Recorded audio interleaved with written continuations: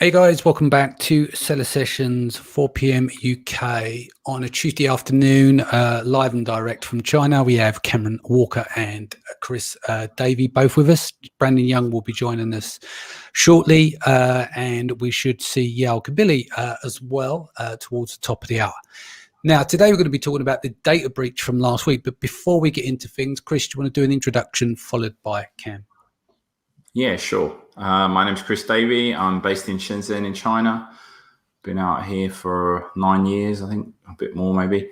I'm primarily an Amazon seller, but I'm pretty well connected in the Amazon community. And when there's no COVID, I used to run some sort of networking event for real life meeting of people together.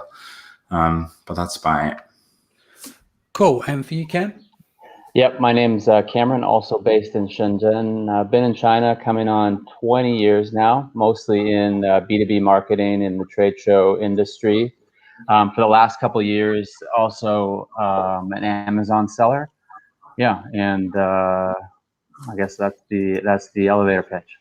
Cool. Sounds good. So let's quickly kick things off. Chris, do you want to give us your take on things at the moment? Just a bit of background. I'm going to pull up the article.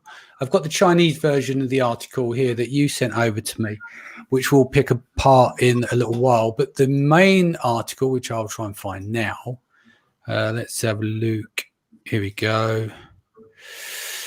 Is from Safety Detectives, which you sent to me as well. Do you want to just quickly go over that article and then we'll get into it? Yeah, I mean, basically what it's saying is they found an unpassword protected database in China with 7 gigabytes of data on it. And it's 13 million, just over 30 million data points with 200,000 emails.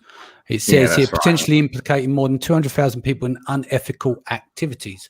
While it's unclear who owns the database, the breach demonstrates the inner workings of a prevalent issue affecting the online industry. Yeah, exactly. So basically what this was a database full of buying review data, including like PayPal addresses, Amazon accounts, wording of like saying like you need to leave a review, like you needed to leave us a 5-star review and stuff like this. So seems like quite a few of the big Chinese sellers have been caught up in this. The database was in China, which kind of makes me think that it's probably like highly likely that 99% of the companies involved in it are Chinese. So. Yeah, so it says messages on the Elasticsearch server also contained other forms of direct and indirectly identifiable personal data exposing the reviewers themselves, such as 75,000 links to Amazon account profiles of review sellers, PayPal account details, which are the email addresses, other email addresses as well, fan names, supposedly username often came in containing names and surnames, leaked PayPal account details of fan names outlined on email addresses, what seemed to be the usernames of people providing fake reviews. These details could be used indirectly to identify individuals, while many of them contained full names and surnames. A lot of them relate to Gmail, email addresses. So number of records leaked is 13 million. Number of affected users estimated 200 to 250,000. Size of the breach is 7 gigabytes. Server location is China. Company location, potentially China as well. So we've seen this week there's I mean, it's got to be what, and I'm guessing here, close to $1 billion in revenue a year. Amazon shut down a stack of Chinese companies. I would think more than $1 billion. Actually, more of $1 billion. Just the 4 companies or the 4 or 5 companies we know about, I would imagine they're more than $1 billion dollars turnover. So the interesting thing is this was actually the beginning of March, because we were talking about this morning, and somebody was saying, "Oh, like how's Amazon acted so quickly? Maybe this is just a coincidence." And I'm like, "Well, this data was found like the beginning of March, so maybe Amazon have only reacted after the news is actually broken. Yeah, they already knew about it maybe and hadn't made up their mind what they were going to do until their hand was forced," is kind of my guess. But I think Cameron was saying MPOW been down for how long?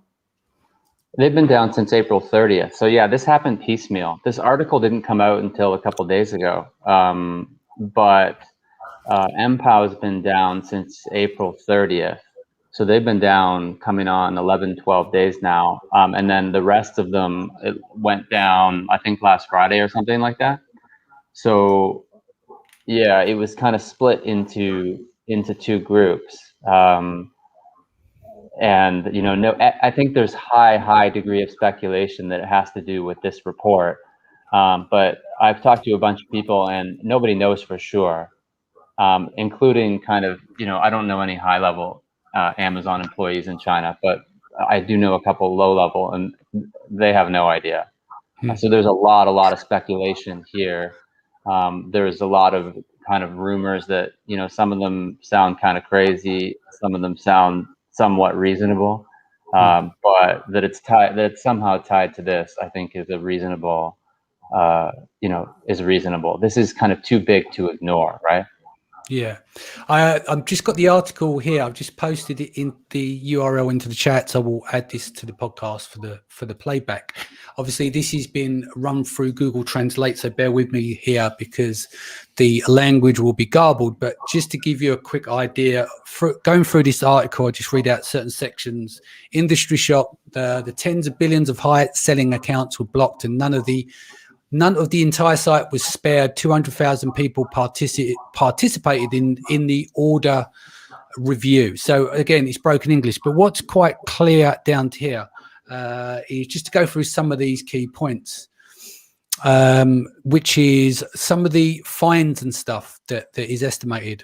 Mark first shared, if Amazon officially has exposed the data or is relevant US authorities as the data, what penalties will be relevant with the personnel face as following: sellers who participated in a criminal act of brushing orders face blocked accounts and a fine of $10 million. We can't counter this, but this is what it says in this article. Number two, buyers who participated in the crime of scalping order face a fine of $10,000.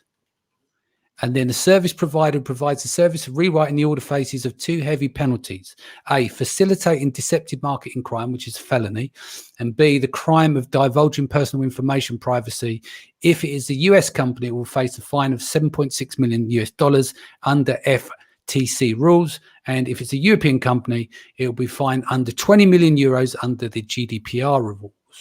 The key question at present is whether the data has been controlled by Amazon official or US regulatory agencies. Based on the analysis of the current public information, the fact that the data was leaked was discovered by Safety Detector's website on March 1st. I'll post a link to that as well. So there's some pretty heavy in terms of fines going on there. What's your take on that, Cam? Well, I think those are probably maximum fines from the FTC. I don't think it's quite there yet. And as you know, with all of these things, if this is a Chinese reviewer, company, they probably I don't think the FTC fines are their biggest worries. Their entire business is now gone, and I think the bigger worry is that all of their clients have are scared to use their services now, which is exactly what Amazon wants. Yeah. So I'm pretty excited about this, to tell you the truth. I think that, I don't think this is an isolated incident. I think if you look at, there's recent information that Amazon is now sending out postcards to confirm addresses. There's, Amazon is starting to ask for liability insurance proof from quite a few sellers. They only have 5 or 6 or 7 approved payment processors now. So they're not allowing anyone to be a payment processor. And then there's, the stuff they're doing here with these fake reviews. I think they're kind of tightening everything up, which I think I think for sellers like us is a really good thing over time. Maybe I'm an optimist at heart. And we've definitely seen things like, every year there's pull downs, maybe not quite as big as this, but there's big pull downs every year. And, every year it's a slap in the wrist, and a week later, these companies are back. So maybe I'm an optimist at heart, but I see kind of all these things converging at once. And I kind of hope that, Amazon's planning on making the platform more fair for the average seller, which I've even seen comments on some of these Chinese articles. Like you mentioned, the one from Mark. At the bottom of those articles, there you can comment on them. And I've seen comments from Chinese sellers that are gung-ho for Amazon cleaning up the marketplace with brushing and stuff as well. Mm-hmm. So there's legitimate Chinese sellers as well that are excited to see that. Chris, what's your take? I know you dropped out the call there. I was just talking about the fines that have been imposed, depends on the placement, where the company is, GDPR, if it's Europe, FTC, if it's based in the US. What's your take? Are we still got you there, Chris, or are you frozen? Yeah, I mean, that was what this morning we were having a chat about it on Clubhouse, and that was what I was saying. Sorry, am I breaking up? Yeah, but you're back again now. Okay, sorry. Yeah, it's my internet's not very good at the minute. Yeah, so we were talking about it this morning on Clubhouse, and like everyone was of the opinion, oh, they'll be back in a few days, like always. And I'm like, I'm not so sure this time that it's going to be so easy for them to get back. I'm sure they will be back in some way or another, but to be honest, like, you know, if the US government or the European government start like taking these companies to court, because I'm sure these companies are pretty big, they've probably got US entities, then, you know, Amazon ain't going to be able to ignore it, basically. Yeah. So, I checked out a few of my friends as well, but I didn't really get any like concrete stuff. One thing I can tell you though is I did hear that one of the fairly big aggregators was also hit and is down at the moment. So yeah, I spoke to one of the aggregators just before we got on the call, and they've had an upsurge because obviously they're in a super competitive arena, and a lot of those, or not a lot, but a few of those players got taken out the game with it.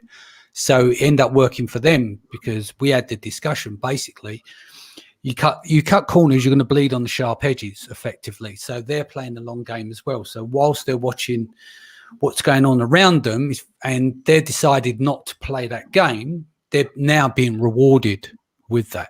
So there is an upside for keeping your nose clean as well.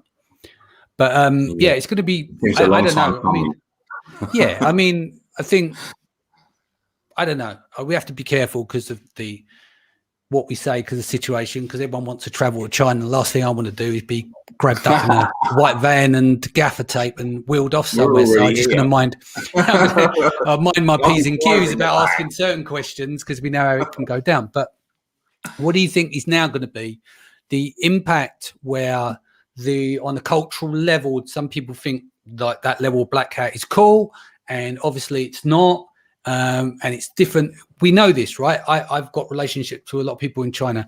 It's a different mindset to what we've got here. But do you think with the ramifications of that level of scale, that will then send a big shockwave through China when people realize there's no way back? And so it will have an impact on the culture there. For those who are engaging. Let's be clear. Yeah. Like with everything, there's what people don't realize. Black hat is tiny compared to the whole platform, and people quite quickly to blame. Oh, all Chinese sellers, they're not all into black hat. It's just simply not the case. There's a core that takes care of. It's like the 80-20 rule. There's a core of people that got involved in that. But yeah, it'd just be interesting to see the impact that it will now have when they see billions are being taken off the table. Because I think on one side, people are looking at this and going, do you know what? We'll get back on. We're making Amazon too much money. And then when Amazon says, no, we're going to forego that money and you're not coming back, that probably will have a big impact on it. I think that at heart, you can say Chinese or you can say everybody, they're pragmatists. So they're going to put their finger up in the wind, and all these black hat guys around the world are going to put their finger up in the wind and see which way the wind is blowing. And if it's, if you go down for 3 days and you come back up, then it's kind of the cost of doing business. Yeah. And it doesn't, especially if it's in, May, it doesn't impact your bottom line for the whole year. But if you get you know, your main seller, if you're selling $100 million a year or 50 or even $10 million a year, and your main seller account goes down forever, you know, and you've got to, you know, even if you have multiple accounts, you have to remove all your inventory. You have to, like, that, you're done for the year. So I think that, you know, whether it be these companies or other companies, people are always looking to see what Amazon is going to do. Just like kids look to their parents. You know, you look up when when a kid does something wrong, you look up at your parents and you can tell, is this something that they're going to take super seriously, or or can I kind of get away with this? And I think that's kind of where we are. Yeah. Chris? Yeah, I mean, the other thing I think is, like, even like the people that are doing it now stop doing it. There's so many new people arriving to do Amazon like every day in China that, you know, they want to get a leg up, yeah, and they'll be doing something, yeah, for sure, or trying to do something. So I don't think it's ever going to go completely away. And like, you know, I have a pretty good Amazon selling friend, a Chinese guy, that, you know, he told me this story that, you know, he was selling fake stuff on Google, you know, like many years ago. And he had like big problems, and his company all got shut down and stuff like that. Yeah. And he's like, I've learned my lesson now. I'm doing Amazon. I'm going straight. And then like 2 or 3 years later, I see him and he's telling me he lost $5 million because he was like doing some scam with the reviews, and all of his listings got shut down and his company got shut down. So I was like, you know, the 2 or 3 years before that, he was telling me he's going straight and he's going to be doing everything perfect from now on. Yeah. So welcome to the show, Brandon. I'm not sure if you caught any of it while you were getting yourself sorted to get on. So just to backtrack, we've just gone through the couple of articles that, you know, the data, what's the one called? The safety detectors blog post. We've just gone through that, talking about that and some of the fines and stuff imposed and the impact that it will have on those guys over in China, seeing that they're not getting back on the platform. You've got your ear to the ground and nose to the grind. What's going on for China over there? What have you picked up on and the impact yourself, Brandon? Yeah, I think Cameron is over there. So is Chris. So they probably have their ear to the ground a little bit better than even I do. Even though but you tend to let on a little bit more. I think they're being a bit more conservative because they're living on that soil. So you drop some, show us some ankle, Brandon. So there's a couple of theories that are pretty interesting about this maybe being political, because of some of the tensions. Biden is really putting the screws down on China with regards to cutting off their supply for technology. And a lot of the companies that were targeted and taken down have been cheating for years and known that they've been cheating. And they're all technology companies. And a lot of them are starting to get into smart tech. And, you know, even some of the drone companies, the camera companies, they are collecting data and transmitting it back to China. So there's a whisper about this maybe being more political than even Amazon. Maybe Amazon's trying to, play nicer, or at least, appease the government, or maybe the government is using a back channel to put some pressure on China. Because a lot of these companies were about to go public. This is a major disaster from a financial standpoint for these companies. But where do you see it going? Do you think that they're getting back on the platform some way or form, or do you think that's it? I mean, here's the issue, right? Like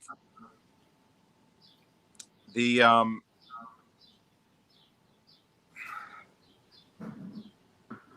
companies of this size always have backup accounts. They have wholesale accounts. They have other entities. They always have an ability to sell. As a matter of fact, there's a major 3PL. There's several 3PLs in LA that specialize as an insurance to these companies because they know they cheat. So what they do is they have containers of goods of all of their SKUs sitting on shelves at these 3PLs. And as soon as one of the companies goes down or one of the accounts goes down, the 3PL will turn on a merchant fulfilled listing, and then they'll start sending in inventory under their own account to sell it.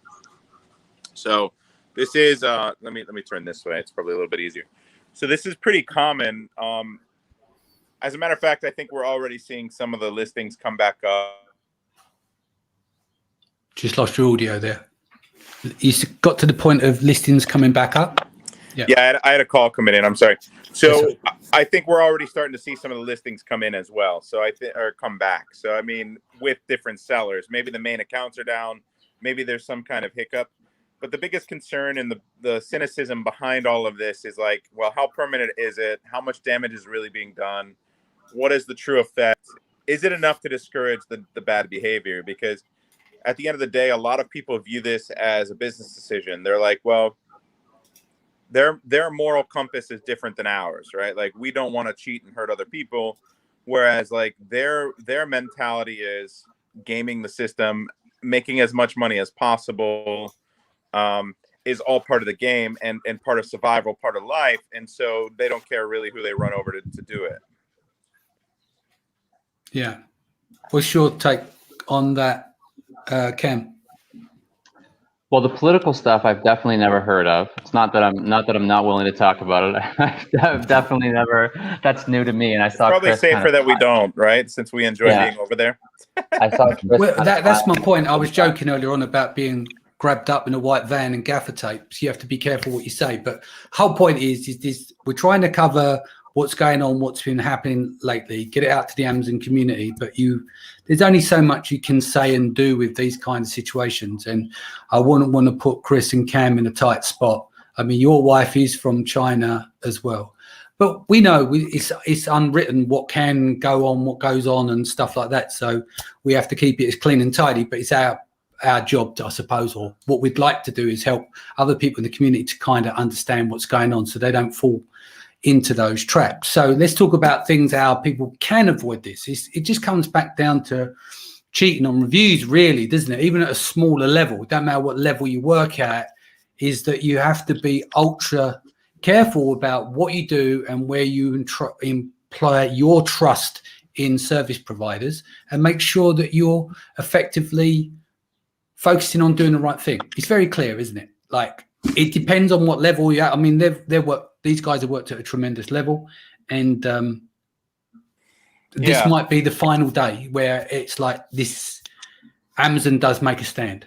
So, I'm hoping, but like, here's the thing, right? Like, there's tons of networks out there, private launch services and networks that are just cheaters, like, or that are there for cheating. Now, the average seller will get some friends and family to buy their products and leave like 5 reviews to kickstart their product. Yeah, right? I'm not talking about that. I'm just talking, That's a strategy that's been there forever, that people are like, well, if I can get the first couple reviews, it gives my product a little bit more resistance. It's a little bit of an insurance, and like, it helps my conversion rate. These companies have a massive infrastructure to get hundreds of reviews a month or thousands of reviews a month, and consistently just keep it on as like permanently as a way to maintain their advantage over other sellers. And it's just an infrastructure. It's just completely different, a different level than what even people think. It's not even like and it's like some people use certain launch services to maintain rank, right? Mm-hmm. That to me is also pushing it. It's like, if you're keeping something on, that is just going to keep, if it's not outside marketing. So this is a distinguished, this is something I wanted to like, that has been pushed back at, right? There's a difference between marketing and a difference between cheating, in my mind. So in my mind, I understand Amazon's algorithm intimately. I know exactly what they want from me for my product to rank. I know what they look for. They look for click-through rate. They look for conversion rate.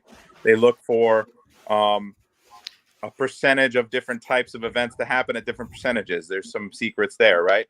But if I send outside marketing and I'm sending somebody who has the free will to purchase my product or not, and then they choose not to, but that's my desired outcome, is that I don't want them to, but they had that option.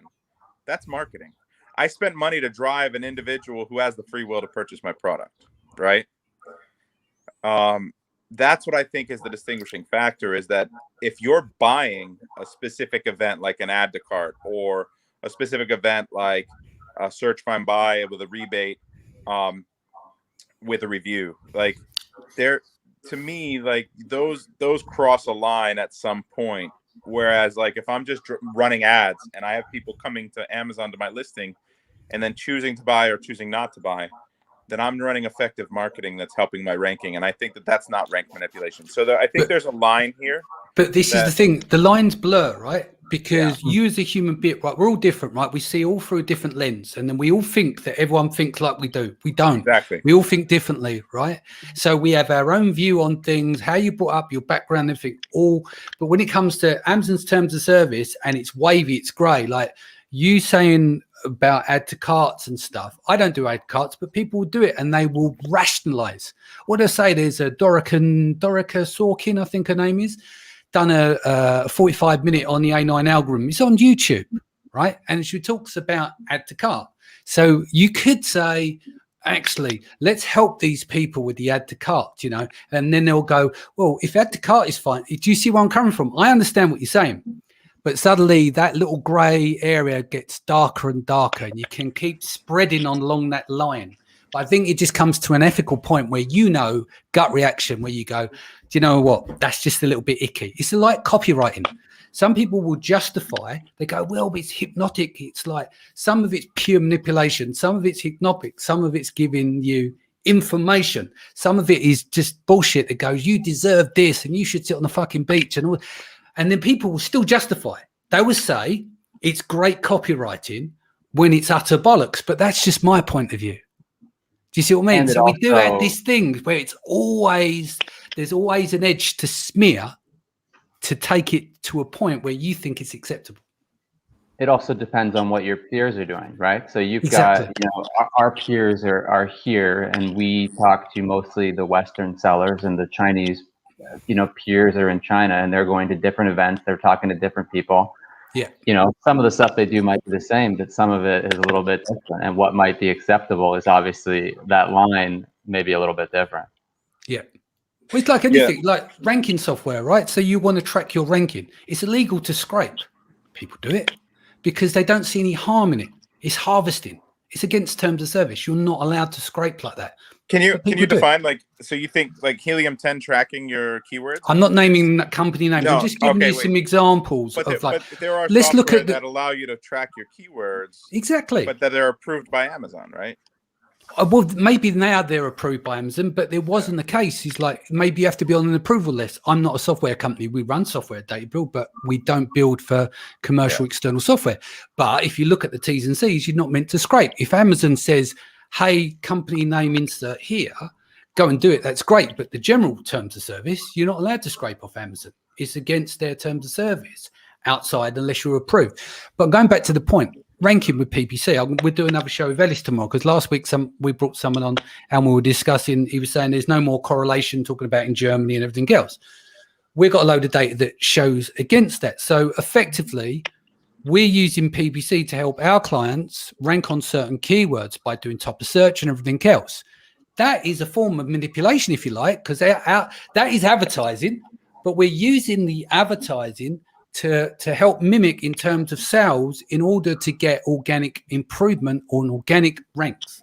Now, that isn't against terms of service as we understand it, but is it manipulation? Of course it is. We're manipulating using PPC to help with organic rank. So again, it's where the lines get blurred, you know. A lot of the ranking stuff and the outside traffic and pushing traffic to your listing, the line is a little bit blurry. But with reviews, it's a lot less blurry, right? Like if you're paying somebody outright for a review, you're forcing them to take at least 3 pictures. If they write anything less than 5-star, you're not giving them their money back. Like that's pretty black and white, right? Yeah, but then it comes down to friends and family. Like, this is the irony of when we in some ways contradict ourselves, right? Everyone's sitting around the table here. Let's be honest. Friends and family, you're not worried about that. It's the tremendous scale. But where does that draw the line as well? Do you see what I mean? Because we're cool with it. Like, if people go, oh, yeah, we've done some friends and family, you just kind of turn a blind eye to it. But if you say, we use this service here, we've done this, and they sent pictures and blah, blah, blah, we've done that becomes like much a darker mechanism. Does that make sense? So what I'm saying is about how we rationalize stuff. And I think it really comes down to the individual, what you find is acceptable. But we do know clearly that black hat reviews at that tremendous scale is not the way forward, for sure. Right. Yeah, no, 100%. And Cameron's point is great because it also talks about the culture, right? And that's what I was kind of bringing up with, like, the cultural norm might be much different, and our barometer for what we find acceptable is far different than what they do, right? Yeah. And so I see it in Russians, I see it in Eastern Europeans, I see it in Chinese culture, like communist nations, where it's like survival of the fittest. If I can go from literally like having nothing to being a millionaire, and all I got to do is cheat a little bit, I'm gonna feed my family, right? Like, and so it's like it's one of those things where it's like I would never steal. But if my baby was hungry, I would go to Publix and I might steal a jar of baby food, right?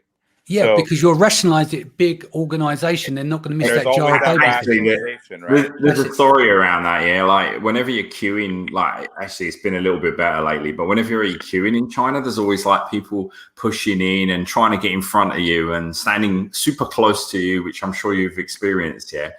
And I was talking to my girlfriend about this, and she was like, yeah, that was because basically like, you know, before we were queuing to eat, yeah, and if you didn't get to the front, there wouldn't be any food left, yeah. So we were like, you know, everyone was like being taught to push in and get to the front, yeah, because there won't be anything left for anyone else, yeah. So it's kind of she was saying, this is where it's coming from. I'll tell you a quick funny story. That when there was a time when I was in China, I was in a shop, and I kid you not, this small gentleman came in, like I'm standing there handing my money, the food is on the side, handing my money, and this gentleman come sneaking in, and he just darted in front of me, and imagine he's got his body against mine, and I'm like, this is a bit weird going on. He literally sneaked in, but I let that go because I thought it was quite funny. But the one time I didn't let something go is on the train as we're heading over to the Canton Fair. I can't remember which, because there's 2 stops around the Canton Fair. I can't remember which one. There was a pregnant lady, and I literally had to cover her because everyone comes steaming off the train. They'd taken no attention to her. So I was kind of taking hits, going to people, what the fuck are you doing? This lady is pregnant. She's heavily pregnant, and people just pushing off. I thought that was bad. But anyway, we're going off subject. So Sharon here she is. Sharon, right. So Danny, PPC is not manipulation. It shows your product on Amazon, paying Amazon for the click, and should get you to the sale to help you eventually rank organically. Sending add to carts is manipulation. Right, Sharon.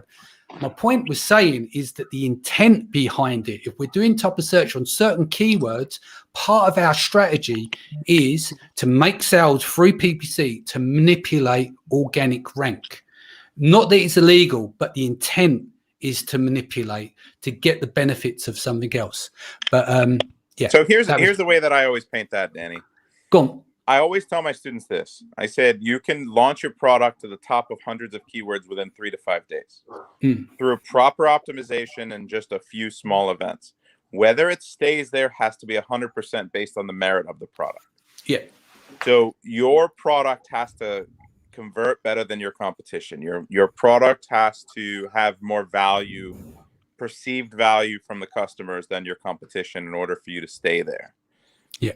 That's basically where we draw the line. Now, what a lot of people will do in these very fast-moving niches is just constantly be running ranking campaigns, constantly be running review campaigns. And so, like, yeah, this is why we don't do supplements or skincare or electronics or accessories, right? Because that's the norm in the niche. So the question becomes at that point, it's like, well, if you're entering a niche where everyone's cheating, is it cheating? Yeah. Again, it comes back to how you rationalize it, isn't it? Yeah. But again, it's down to the individual how they rationalize it. Launch strategy is. Yeah. People ask me what my launch strategy is, and I always reply to them, have a good product. It's like, you know, if you've got a really good product, then it will sell, yeah? As long as you pick the right niche in the first place, yeah? If you picked out well, there's a few more steps in between, Chris. Yeah. But yeah, so here's what we teach, Chris, on that end is we do a master keyword list. We look at our competition, and we can analyze and determine what the risk and the opportunity is of the product based on how good the competition is at ranking. for the relevant keywords. So we get an idea of all the keywords that can drive sales, and then we determine how good our competition is at ranking for all those keywords. And so that's how we're choosing products. But a lot of these people are like, they choose products in China much differently. They go to the top 100, they see what's making the most sales, and they choose that one. And I worked in the Chinese Amazon seller's office before, and their whole strategy is basically go through the top 100 of every single category, subcategory, etc., find it on 1688, call the suppliers, can they make money, do the calculation. If they can, order placed. Yeah, and it's really because they know that they can cheat their way to the top of any keyword at any given time and any category.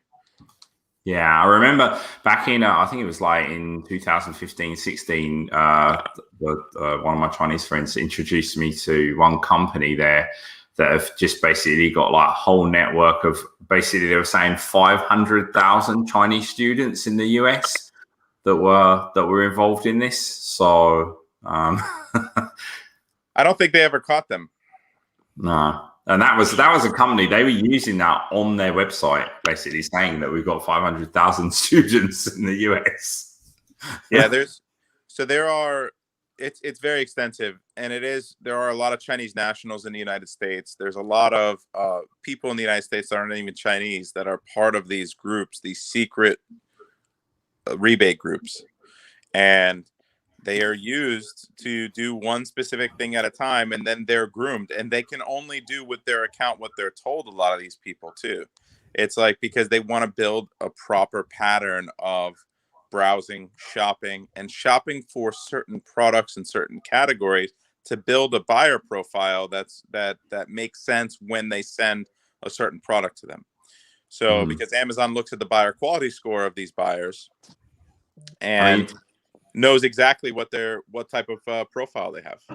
In theory, that's the other thing that's going to come out of this, that basically every single one of them buyers' accounts are going to get shut down, which is a lot, I would imagine. Wow. Or at least restricted from posting reviews. Yeah. Yeah, Amazon doesn't want to stop them from buying things on Amazon, but they do just want to stop the review manipulation. So that's the linchpin for them. It's just like, okay, now you can't review. It's taking too long. Sorry. What are you doing there, Chris? Your computer was talking to you. There's Siri behind me. I shouldn't have said that. Now it'll say something again now. Oh, Siri's on. Cool. All right, gents, is there much more to cover here? Or we're going to start waffling, I think. I've been on a couple of rampages. Brandon, it's normally you goes on a raging one, so let's get some raging going on. What's winding you up at the moment? What's winding me up are like a lot of these like just launch groups and review groups and private groups. I mean, people don't realize the danger that they're in because Amazon has all these millions of data points. They're going to catch on. Whether it's someone that's selling add to carts, someone that's telling you that they can get you rebates, and then all of a sudden it turns into a backdoor into a review. If you have a private list of buyers that is doing the same thing for multiple sellers, Amazon's going to catch on eventually and then suspend everybody. And it happens. And it just happened at a very high level with just one group that was using 200,000 buyers. Believe me, your group of 50,000 buyers or 10,000 buyers with 100 or 200 or 500 sellers from your course or your mastermind that you're a part of, Amazon already knows about it.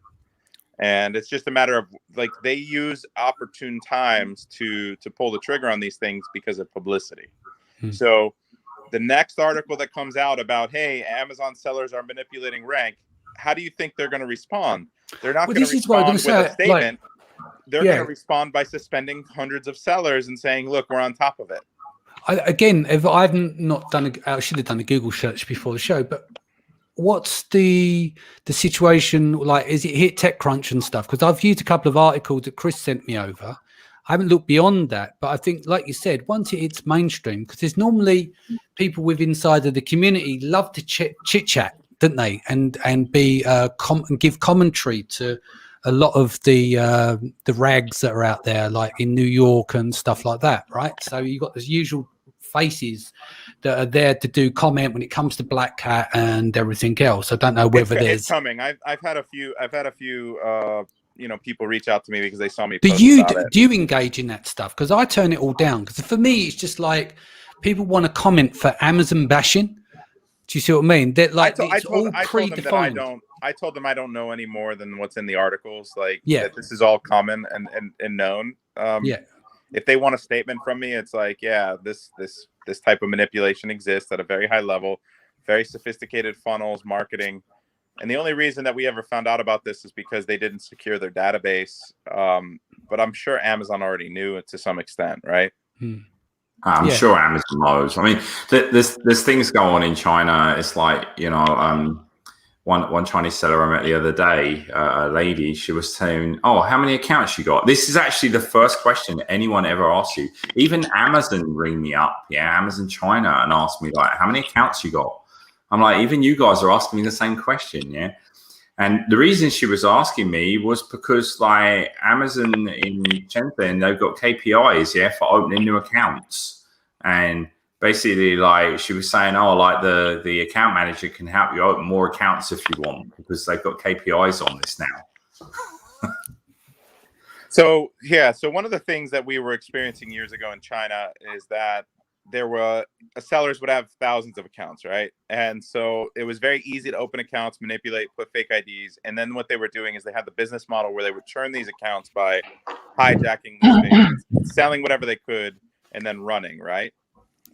And so the issue with that is that there was an ROI on that. They knew the cost of creating the account, getting and then setting everything up, and then burning it. And then if they could sell more than that and then steal the money and run, then it was profitable, and they would just repeat that process. So what Amazon has done is they've clamped down on the creation of accounts, but they're still backdoor channels, but it's less likely that they're going to use these as burner accounts. They're going to use them for these Black Hat accounts to rank products, but they have a longer term strategy in mind, at least. And a real name has to be tied to it, because now they're using facial recognition, right? Cam, do you have to do that? Well, we haven't opened a new account forever. So, but I've heard that the last 18 months now you've had to do facial recognition. ID to log in? No, not yet. Didn't that start about 18 months ago? When a new account's created, you needed to use facial recognition. Was it about 18 months ago that they changed that? Yeah. Could have been sooner. I mean, we have that for everybody thing here in China anyway, so it's like.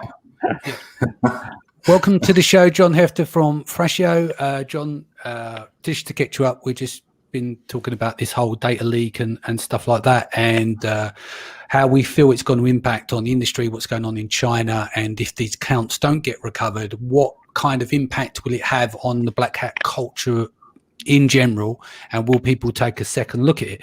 As a company that has over 100 brands now that you've rolled up, you're in a lot of competitive areas. What have you seen in terms of negative and positive impact since these some of these companies been taken out of the game?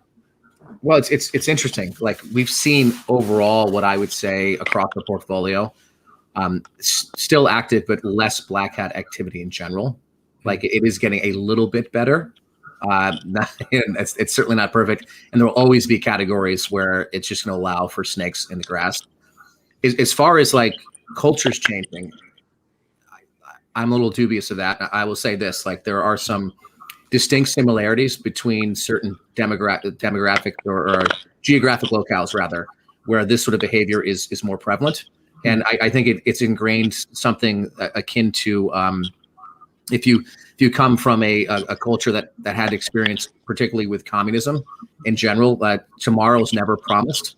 Yeah. Right. So the idea that you need to grab as much as you can while the getting is good is something that's deeply ingrained in their cultures. In the psyche, yeah. So the idea of this sort of American blue blood style, save for the next 9 generation Rockefeller type existence just doesn't. It's not even a thing there.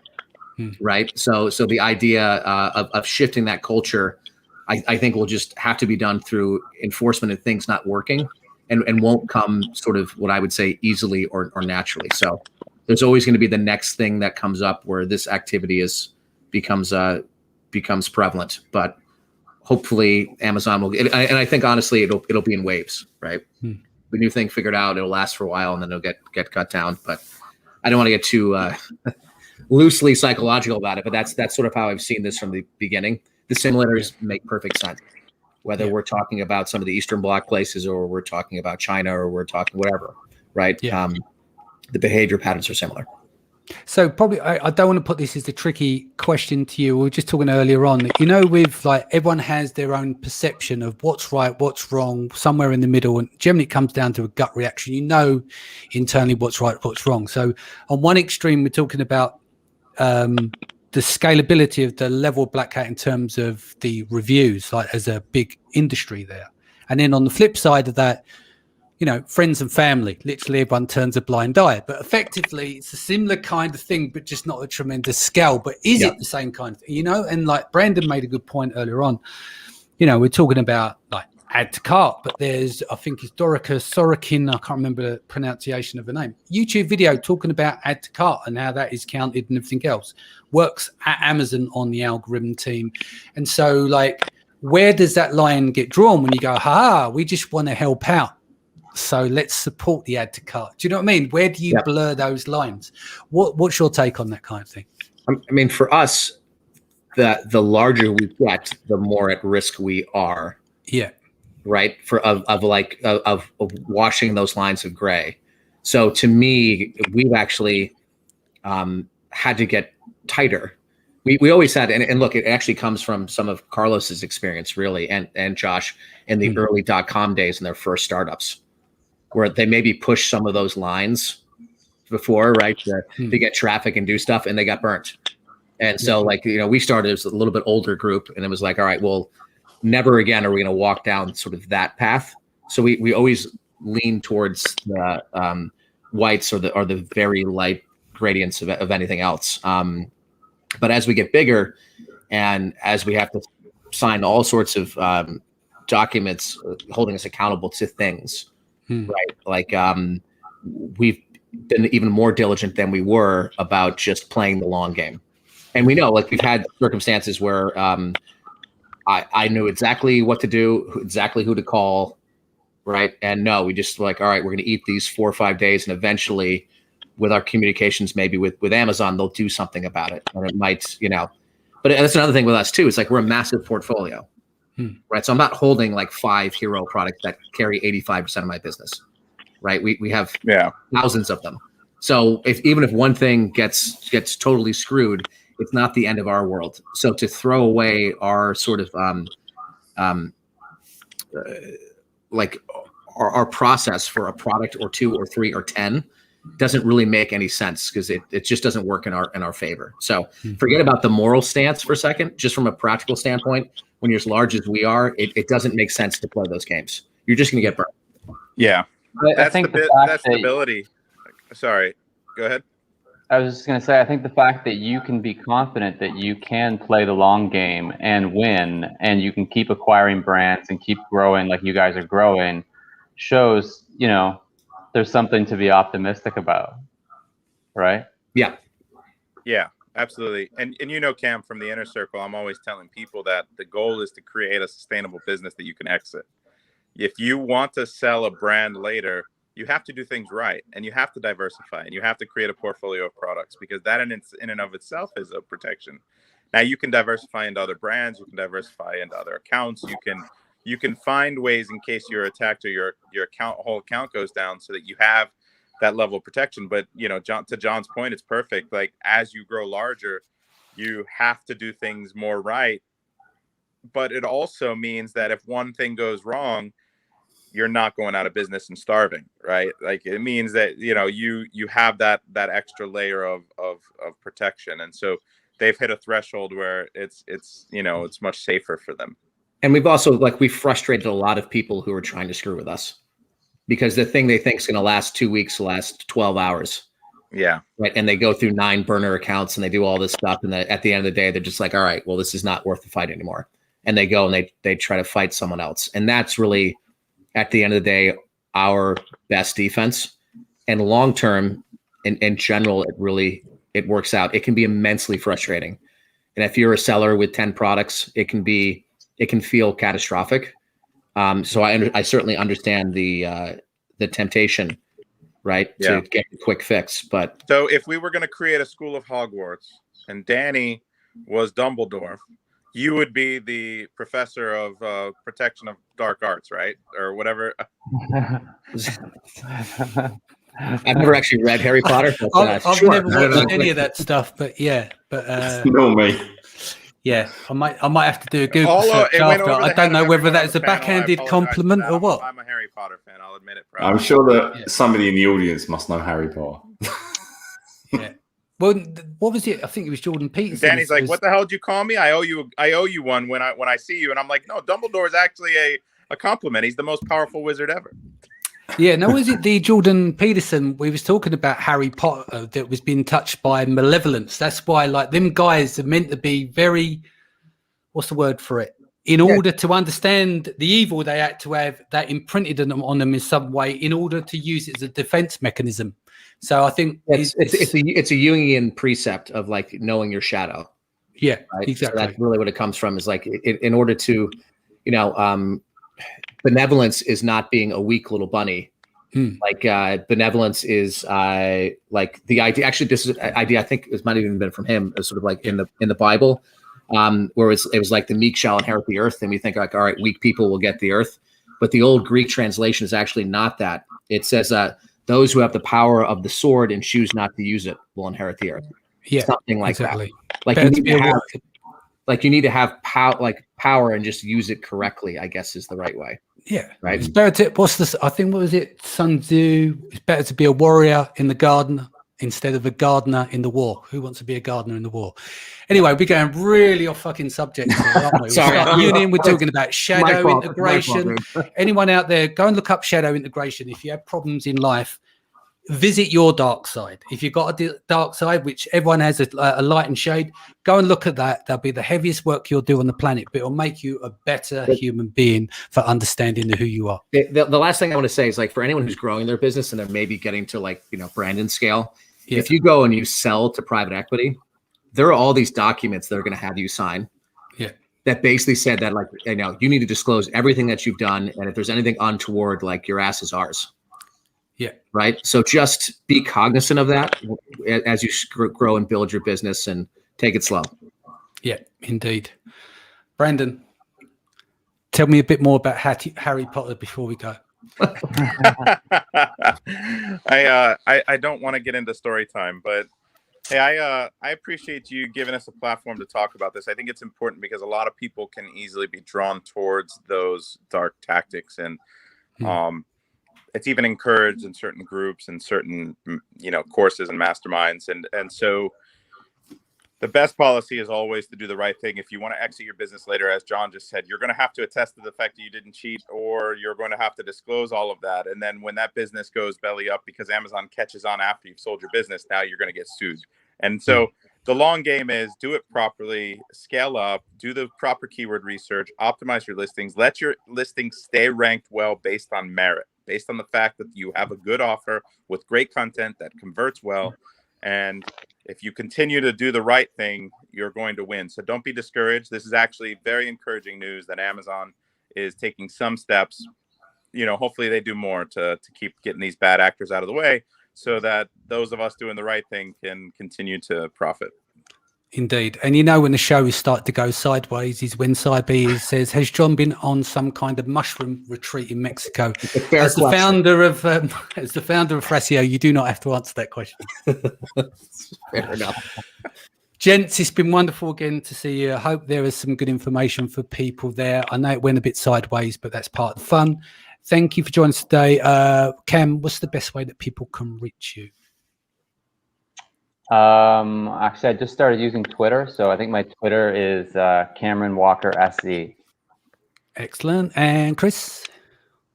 Yeah, many ways. Clubhouse, Facebook, email me. But just look me up on Facebook, CJ Davey. Cool. John? Facebook, LinkedIn. Actually, I have a special guest on Private Label Live. It's our podcast. You go to Thrasio.io to check it out. Danny McMillan will be in the hot seat next Friday. He's going to pick me to pieces. No Harry Potter questions or Jung shadow work. Brandon. You guys can seller-systems.com. My Facebook group is Seller Systems. I have a YouTube channel as well. Just search for Brandon Young, Amazon. And you can always DM me on Instagram if you need me, Brandon.Young_Amazon. And Brandon just did a really good video on sizes that I watched today. Sizes and weights.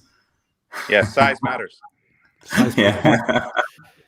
All right, we better leave that one there before it gets, goes even more to the left. Guys, I'll be back here tomorrow with Dr. Ellis Whitehead. We're going to look at the show that we did last week regarding to correlation between ranking and using PPC. We've got some data to not a rebuttal, but I always like people to bring in data for us to have a look at what our guest Christian see what's going on in Germany last week and what we're seeing at the agency as well. So we'll run through that, and I'll see you then tomorrow. Take care of yourself and your family. Much love, and we'll be back soon. See ya.